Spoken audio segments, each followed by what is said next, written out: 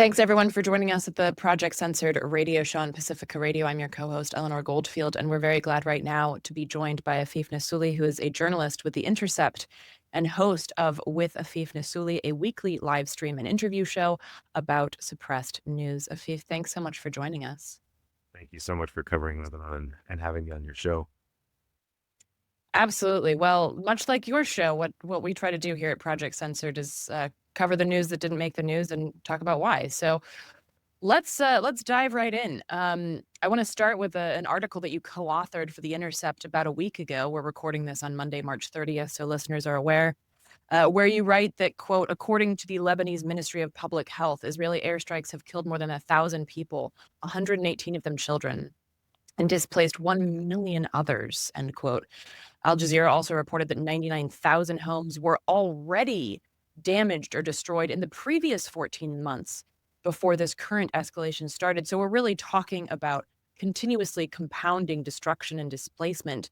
And of course, this is always done under the guise of targeting Hezbollah, just like we saw in Gaza. It's always about targeting Hamas. But as I often like to say, like if there's an active shooter in a school, which if you're in the US, you don't really have to imagine that. Would it make sense for people to blow up the school? We wouldn't accept that. And yet, if it's Israel, we tend to accept it, or corporate media at least tends to accept it. So, Afeef, I was wondering if you could start if just talking about the situation on the ground there, because this is something that media has not covered at all. And yet we're talking about numbers that I can't even really properly fathom. Yeah, it has been extremely hard to deal with the dissonance between what was going on the ground, what's going on the ground, and what isn't being reported, and how people in the West are getting the news about what's going on in Lebanon. Yeah, like you said, so over 1 million people have been displaced. That looks like a lot of tents around the city just propped up outside of the park, which is where I was living in the last few months. It's sort of butts up against the southern suburbs. It's right north of the southern suburbs. So it was really loud. There was a lot of families just in tents struggling. Um, so over 1 million people have been displaced from the south and the southern suburbs. Over 1,200 people have been killed. And I think the thing that happens, I mean, it's hard to put it so reductively, but it feels right. It's racism. Like people think that this is okay and normal in Lebanon, but every time something like this happens, it's extremely tragic to everyone. It's like the first time, and it's panic and it's tragedy. And so I think what ends up happening is in the West, it's easy to say, oh, this is the sort of thing that happens in Lebanon. They're just trying to get Hezbollah. And like you said, when they're targeting residential buildings, when they're killing medics, when they're killing journalists, when they're causing all of us psychological terror with sonic booms and extremely loud drones and extremely loud missile strikes, it's not really about Hezbollah. It just isn't anymore. And even if it were specifically about Hezbollah, like you said, all of this stuff is illegal. It's illegal work. It's illegal warfare. So it's hard because you see people suffering and then you don't really hear about the fact that there should be boundaries to suffering in the news. And it's why we try to get on the ground and report and amplify people's voices, like who are displaced, who have been on the streets. So I spoke to like over 36 people who are displaced in the streets and shelters, people who are running shelters, people who are running initiatives to like pass food out, because all of these people really really want to make sure that although all of the structures above them, whether they're international structures or even just national structures, although they're failing them, they're really committed to each other still. And I think that that's part of the news that I think does get censored, is that there are people on the ground that are incredible. And those people are also resistance. You know, there's a larger umbrella of resistance that occurs in these areas, and it's not always armed. And sometimes it's just a bunch of 25-year-olds making nearly 1,000 meals and passing them out because that's what they're doing for the next few weeks because they don't feel like they can do anything else with their bodies. Yeah, and I think that's really important to highlight the diversity of resistance, and I kind of want to get into this a little bit because, as you said, not only is it considered to be like, oh, that's just what happens there, which I always thought was funny because it's like, okay, but if you then do the next level of media literacy or just critical thinking, but why? And then it always ends up being this is just quote unquote West, right? Either it's Israel, which is just a bunch of predominantly like Ashkenazi Jews with, with dual citizenship, or you have the actual West. You've got the US, the UK. So the quote unquote violence that just always is there. It's like, but that's somebody's fault. Hmm. Hmm. And it traces back to the so-called West and the colonial core. Um, but with regards to the diversity of resistance on the ground and kind of like the diversity of feelings, I know that nobody's a monolith. There's no such Hmm. thing as a people that's a monolith. And Israel's tactic has been to try and sow sectarian distrust and even violence in Lebanon, dropping leaflets, asking people to condemn neighbors for being in or supporting Hezbollah and things like that. So, could you talk a little bit about the feeling on the ground vis-a-vis Hezbollah and the Lebanese government and how these institutions are dealing with Israel and how the people feel about those dealings? Yeah, it is super complicated in Lebanon, but the truth is that the Lebanese street is sophisticated and can hold a lot of things at once, right? Like Hezbollah vis-a-vis Israel is the resistance. They're on the front line. Everybody understands that without them, the South would have been occupied. Without them, but for them, the South has been occupied and continues to be threatened to be occupied. So there is a level of deference to families being displaced, and their support for Hezbollah is understandable. There's also an anger about the fact that there were a lot of ceasefire violations in the last year from Israel brokered a so-called ceasefire, or they didn't broker it, but a ceasefire was so-called brokered, and then it was just constantly broken. And Hezbollah didn't really respond too quickly to the breaks, but did to Ali Khamenei's assassination. So there are a lot of people in Lebanon who are a little angry about that. We're like, well, do you care about Lebanon, or are you just a proxy for Iran? And that's all. But again, when you filter it out to the West, it becomes this thing that's like not as sophisticated, where it's like pro, anti, pro, anti. And it's the truth is that Lebanon has always been just a playground for regional and international superpowers to do whatever the hell they want. So to do whatever they want. So what that means really is that before Hezbollah ever existed, Israel was doing incursions in the south, causing havoc and killing people. So it's not lost on the Lebanese street that the whole point is to destabilize the country. The regional powers, whether it's Iran or Israel, or it's larger powers like the United States or France, the point is to pour in money and arms into their group of representatives on the ground and make sure that their group can do their bidding.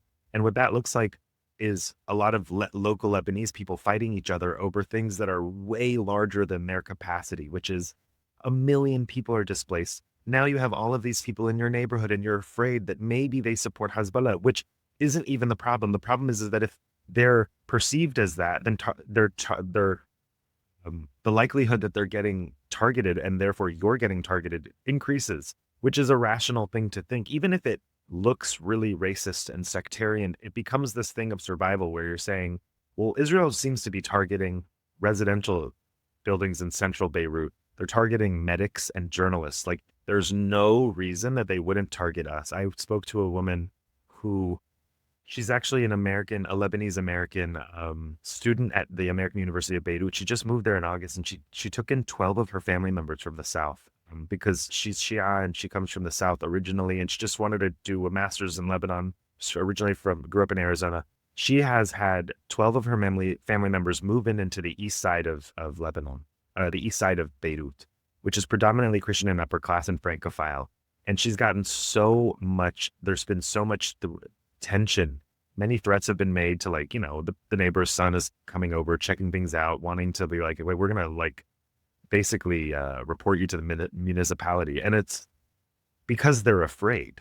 They're genuinely afraid. And it's not to justify their fear or say, hey, that sectarianism is okay. It's that there's literally bombs going off. So she's like, she understands that, yeah, actually her family is kind of pro Hezbollah, and that's not an abnormal thing to be. So, doesn't mean that they're going to be, kind of, they're not soldiers at Hezbollah. They're like literally like just from the South, and that is their political representative. So there's all these layers going on where, like you said, also these leaflets being thrown into Hamra, which is northwest Beirut. I looked at, when I was there, you look at it, and on one side it's threatening us that they're going to make Beirut Gaza, and they're going to destroy it like they destroyed Khan Yunis, which is, a lot of Lebanese people will say, hey, like, the Israelis lie a lot, but when they say they're going to do something nasty, they usually aren't lying. They only lie when they've done something nasty and don't want you to know about it. But if they're telling you something nasty is about to happen, they actually aren't lying. So that's terrifying. And on the other hand, on the other side of the leaflet is a QR code that says, log in and inform on your neighbors. Lebanon is yours. You deserve to have Lebanon be yours. And, there's a lot of people who they're vulnerable to that kind of language because they're like, we've been dealing with hyperinflation since 2020, the port explosion, all of this incredible corruption that is based on leadership that's not just Hezbollah, but all of the leaders in Lebanon that are kind of co-opted by either Iran or Saudi or America or whatever, or what have you. So you have all of these people who are just tired. They're so tired. And the easiest thing to do is to blame each other, because what are you going to do? Blame Israel for being psychopaths? Like, you can't, like, you're like, they're psychotic, but like your neighbor is this person who's in front of you. And it's easier to express angst and express sectarianism because it's a trigger that's been there for decades and has been poked at and prodded into because of material loss. Everybody has been in an extreme loser in Lebanon. In one way or another, they've lost family, they've lost houses, they've lost money. And it's all because of a system that doesn't really care about them. It really only cares about what their land and what their water and what their space can do for others. So right now you just have a really tense and chaotic situation, as on top of just a country being bombed. Senseless.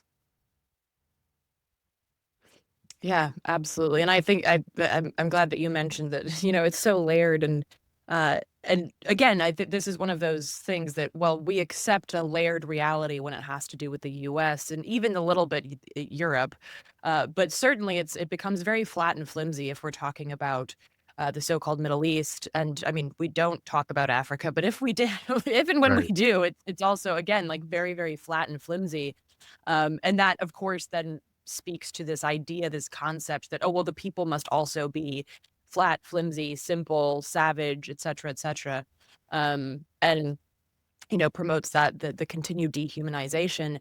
And I mean, you've mentioned a couple of times journalists and first responders. And I just want to mention, if folks weren't aware, that over the weekend, Israel targeted, as they've done many times, three Lebanese journalists, Fatima Fatouni, her brother Mohammed, and journalist Ali Shouab. And these are the same kind of targeted murders of journalists that we've seen in Gaza for the past 2.5 years, but also throughout occupied Palestine for the 70 whatever years before this current genocide began.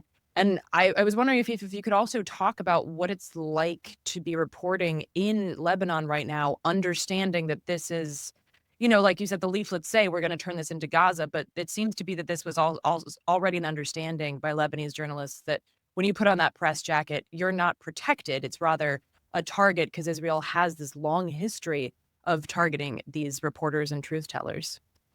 Yeah, I think that it's really important and we forget, but it's hard to remember that Israel was actually really founded on like Irgun, Haganah, Stern Gang. The concept of Israel has been problematic from it's just the start of it.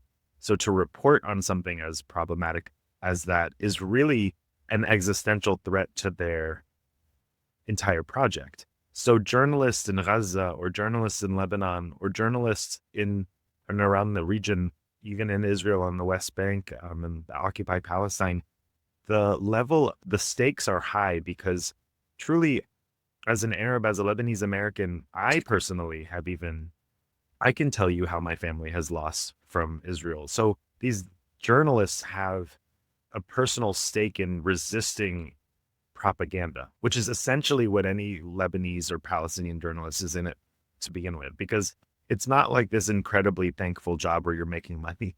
Like you're doing it because you know it's the right thing to do. And these journalists, whoever they were reporting from, whether it was Mayadeen or El Manar, the point of it is to quiet the facts of the matter, which are illegal criminal warfare. And the more that these Lebanese journalists and these Palestinian journalists are willing to resist, because they are the resistance, people really, really, really have to understand that if you're a journalist in these areas, it's as much of a resistance, a decision to resist, as becoming an armed soldier in some group. Like it, it's an honor, but it's also a real duty to these people because you're you're seeing things on the ground, for instance, that are being manipulated into like reductive narratives. And I was in Gaza last year. I went with Glia. I was sort of snuck in as a medical logistics coordinator, which I really did. And then I reported on the side. And when you're there, you realize that reporting becomes an act of extreme bravery when you didn't realize that you can't almost process how dangerous it is until you're on the ground and you're realizing that, like, in my opinion, not only are they targeting journalists and medics, they're almost, this might be controversial to say, but I don't know that they're targeting anyone on purpose. I think that they're using AI in such a way that they actually don't care who they're targeting, that it doesn't matter, that actually we're that unimportant to them as Arabs, that we're that expendable. In fact, that it is a good thing to not really care because it's just one button, demolish whatever's there, whether there's a journalist or not. And then there's the other argument, which I also buy into. That's one argument that I think is plausible, that like it's just AI, it's just this lavender system or whatever that reporting was. And then there's this other idea that they're actually targeting systematically people that are threatening to them existentially, which is resistance members, journalists. And I think that's also really plausible. But it's hard to say that the people they're targeting are going to go away. I think we all know that. I just, Hezbollah started because of them and will continue to fight them because there is a fight to have, right? Like the southern part of Lebanon isn't Israel, and it's never going to be Israel no matter how much they want it to be Israel. And whether it's Hezbollah or it's another group that's communist or leftist or progressive, there are so many different groups that are willing to stand on business, whether it's with an armed resistance or a journalistic resistance or a medical resistance or an educational resistance. The people of this land have nothing else to do. There is no other economy to work with. They're either resisting or they're fleeing. And they're the types of people that have been on this land for 1,000 years. So they're not going to just easily flee. They can't leave. They don't have all of these opportunities. So, ultimately, one thing that I really appreciate about being a journalist in Lebanon and having been a journalist in Palestine is that the degree to which journalists work together and collectively understand that the collective of fact, documenting facts is so much larger than the individual ego, which I think we get lost with in the West. Even, of course, me in New York City now, like I get lost. Like I just, everybody wants to be a star in the USA. Like everybody wants to be rich and famous just for no reason. And in the Middle East, it becomes like the stakes are way higher. And I do think that there is a degree to that. We're all human, of course, but it's like so much more intense that you really just are happy when a journalist has eyes on something so that no one can lie about it. Because there are real people that you relate to that are being affected by that falseness. And I think in the United States, we're a really big country. We can know a thing and feel it. But in Lebanon, it's so small that it's like not just knowing it and feeling it, it's actually literally experiencing it through one person or another.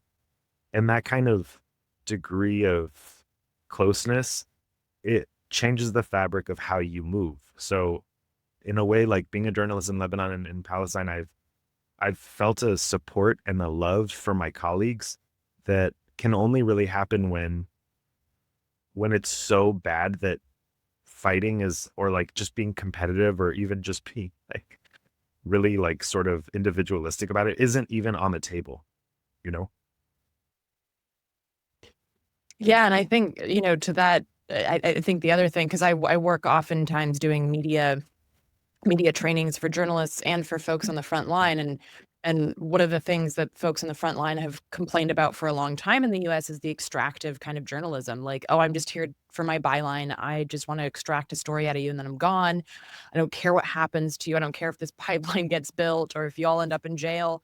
And I think a part of that is, yes, the very individualistic way that we're programmed in this country, and also that because we're from so there is no American culture, right? There's no like American experience. It's so broad that people don't relate. Like if you have a journalist from New York that goes down to report in Appalachia or in New Orleans, it's like they don't see themselves as the people that they're reporting on. So it's much easier to be extractive with somebody when you don't have a relationship where you're like, wow, I'm talking about my people. I am the people talking through myself. And as you pointed out, like these journalists in Lebanon and Palestine, like they are part of this story because they're all living under this occupation, under this violent terrorism that's meted out by Israel.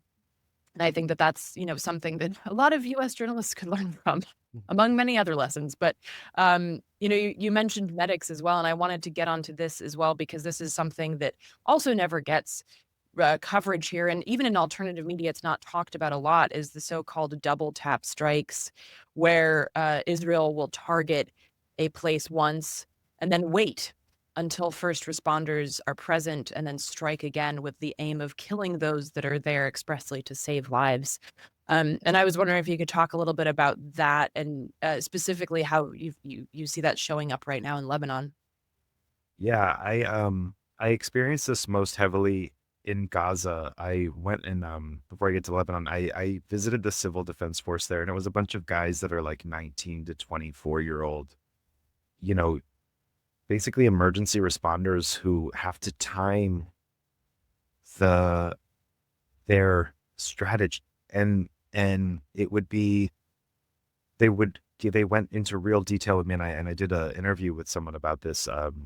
And a lot of my stuff is on Instagram, so it's not like always reported in a like big heavy publication. But this guy told me he was like 22, and he was like, basically, you go and you try to cover the area as quickly as possible, and then you have to take cover because you only have like a minute to just try to save as many people or like get eyes on where people are because they, where voices are under the rubble. And And then, another strike is happening because they want to really optimize the amount of deaths they can get by attracting the first responders who are really, really valuable, unique spirits in these situations. There's not so many people who are really willing to go help and be a medic or be a first responder in war. Even the medics, it's hard to convince a bunch of people who are just doctors who want to be doctors. They don't want to be wartime doctors. It's a totally different level of intensity. And in Lebanon, it's like, I think more than 50 medical workers have been killed so far. I think like over 100, maybe 130 or something. Facilities, ambulances, things like that have been struck, and I think there's been like 4 or 5 hospitals and over 50 healthcare clinics that have been closed down. So the double tap strike is something that they use a lot in Nabatieh, and they've been reported in the South, that like they've been sort of been using this tactic to kind of create a situation in the South that's unlivable, right? Like they want to create a buffer zone, but that's also not exactly something I trust because Hezbollah is still able to hit the south of Israel. Like a few weeks ago, they hit the south of Israel. So creating this buffer zone isn't really going to keep anyone in the northern occupied Palestine safe. It's just a way to go in. Netanyahu today basically is like, we're going in further. We're going to have an escalation in the ground troops. And it's because they deliberately want to take the south. They want the Litani and the south. They want the Litani River to be the northern border. So I think when you see things like double taps, strikes, and you see hitting hospitals and you see hitting residential buildings, and you see the laying flat of towns and then roads being paved over them for military access by the IDF, you're realizing I have a friend who literally has a family building who has a military access road paved over it. It just means they're never going to be able to go, they're not going to be able to rebuild their house. They don't, I mean, think about it just personally. Like, you're just so tired. You're like, whatever, screw it. Like, it's over now. And that kind of, all of these tactics of cruelty are so that people just leave. They just stop resisting, because resistance is a lot of work. Um, and you get to the point where you're a doctor in the South and you're on operational teams that are just like not sustainable. There's not that many people who are going to like stay around and risk their life. And then you find that like there are a lot of people who will, because this is where they come from and they're really brave, but it's just in a logistics way. It's just the slow decimation of infrastructure and human spirit with the sort of purported intention to take over, to make sure that a group of people can never really resist the advances of an occupational supremacist army. So it's just, in the South, it's a different story, which is that a story that has not been, it has been destroyed over and over and over again in the last 14 months. And this escalation in Beirut and in Lebanon in general belies the idea that like that this has been going on. Actually, this has not stopped. This has been an ongoing resistance, an ongoing fight in this on the border. I mean, since the early 2000s, they were occupying for 15 years, and the Southerners don't want to experience that again. It was hell. So this is all for a real reason. And it looks as though they're facing another iteration of occupation in the coming months if something isn't done to help stop that. Yeah, and of course the tactic of ripping people from their home place, that's a colonizer tactic going back, to the founding of the US Yeah, right. um and European colonization. So yeah, fascists of a feather. Uh and I wanted to ask you, kind of wrapping up here, because you mentioned, unless something is done, and of course you mentioned that there's armed resistance groups and things like that.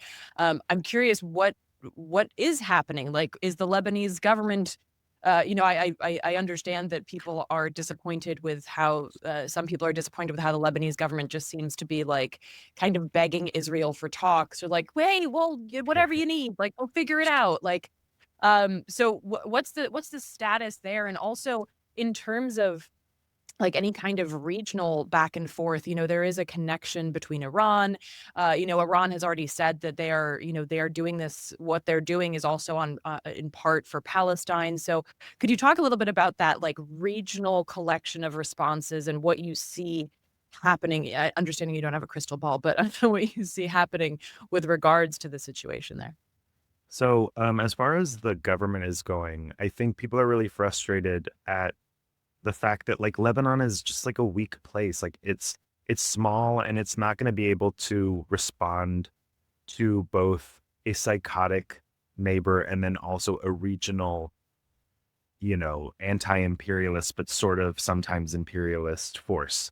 And the fact of the matter is that they've done a lot of things like converted stadiums, converted schools. They are working with NGOs to feed people. They're doing things that they can. I have to acknowledge that they're doing a lot of different kinds of measures to respond. The fact, though, is that they've been a government embroiled in corruption and like, you know, uh, sort of, they've been under the thumb of the US and Israel and Saudi, and parts of the government have been split up, right? So like you have Hezbollah, which is definitely part of the government, has been part of the government for a while, that's under Iran's influence. And then you have, Nawaf Salam, the prime minister, who's sort of begging Israel for acknowledgement, taking out the Iranian diplomat and getting nothing for it. Literally just being, looking terrible. And I think in the Middle East, Lebanon is regarded as this place that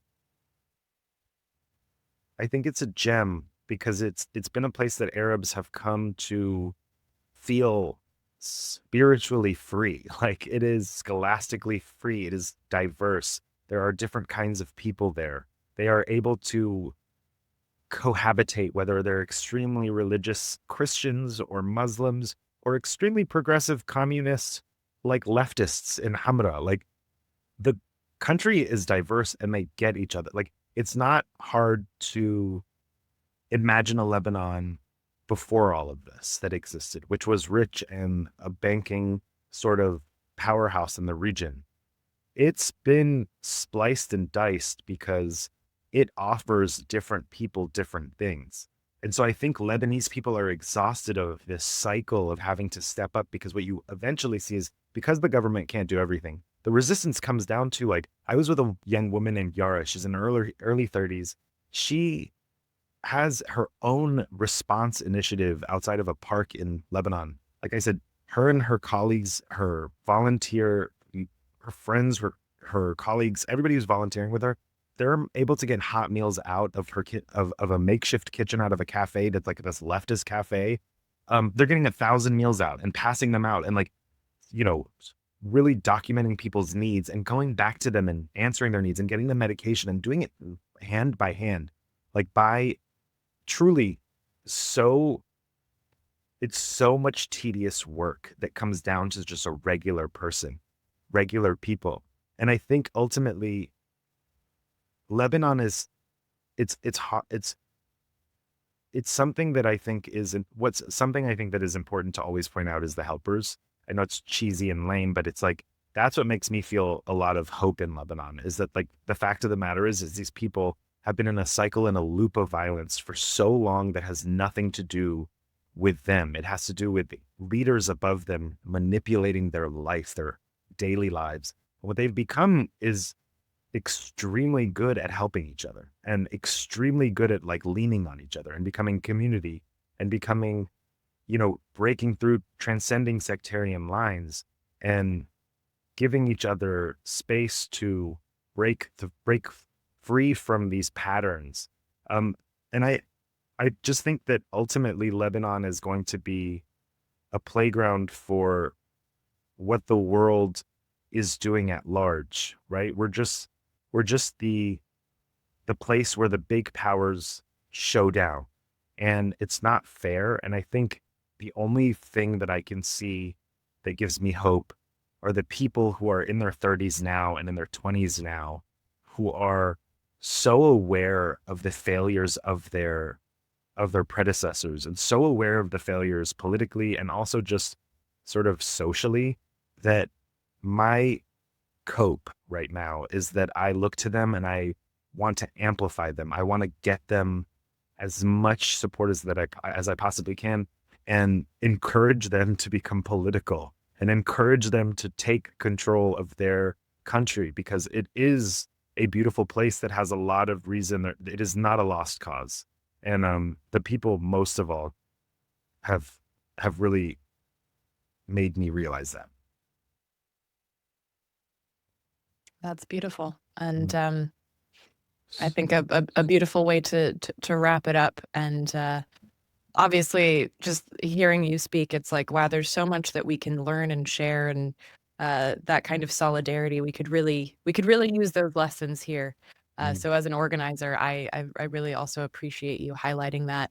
So again, folks, you can read some of Afeef's work, including an article that I pulled from at the Intercept.